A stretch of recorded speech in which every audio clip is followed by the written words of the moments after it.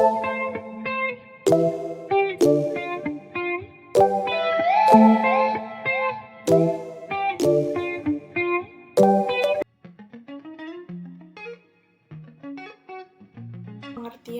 hak asasi manusia itu sendiri, hak asasi manusia ialah hak yang melekat pada diri seseorang, bukan melekat pada suatu hukum maupun konstitusi.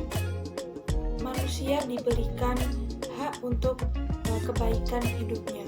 Banyak orang yang menyatakan bahwa hak asasi manusia itu dimilikinya sejak lahir.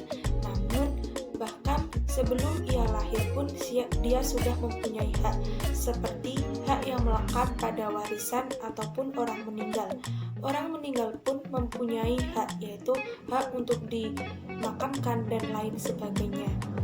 Dan ini semua yaitu dalam rangka untuk memenuhi batas minimum martabat manusia.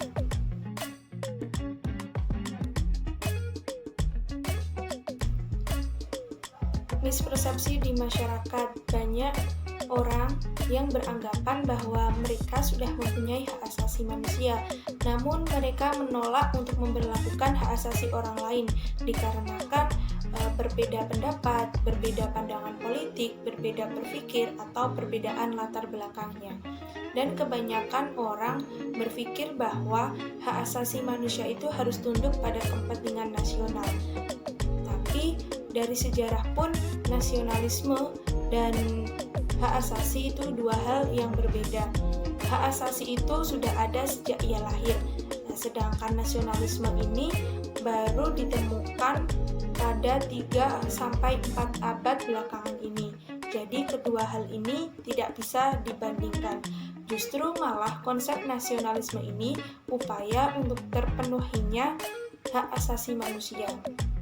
Dan mispersepsi di masyarakat, banyak orang yang beranggapan bahwa hak asasi tidak boleh melampaui batas nilai kultural.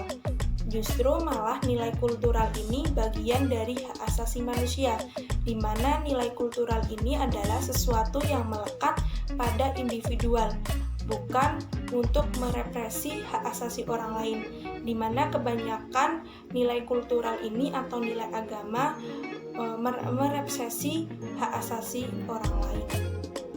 Justru malah nilai kultural atau nilai agama ini menjaga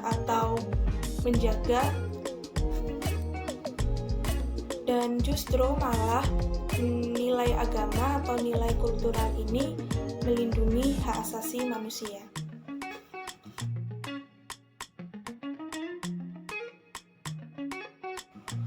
Penyebab terjadinya pelanggaran HAM yaitu ada dua faktor. Yang pertama faktor internal dan yang kedua faktor eksternal.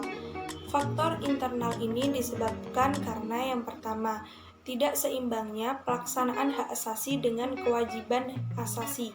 Yang kedua, belum adanya kesepahaman dan kesamaan konsep HAM.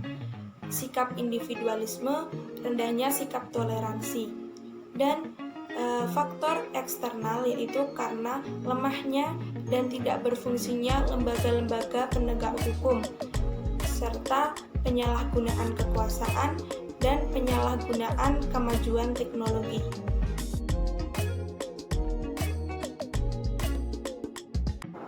Upaya untuk pemajuan, perlindungan, serta pemenuhan HAM bisa dilakukan dengan cara yang pertama yaitu menindak tegas atas pelanggaran HAM.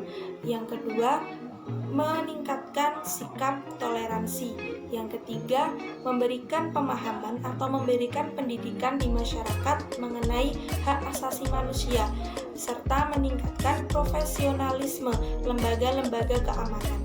Upaya pencegahan HAM bisa dilakukan dengan supremasi dan demokrasi ditegakkan, mengoptimalkan pelayanan publik, serta meningkatkan kualitas dari lembaga pemerhati HAM seperti Komnas HAM dan KPAI dan lain sebagainya.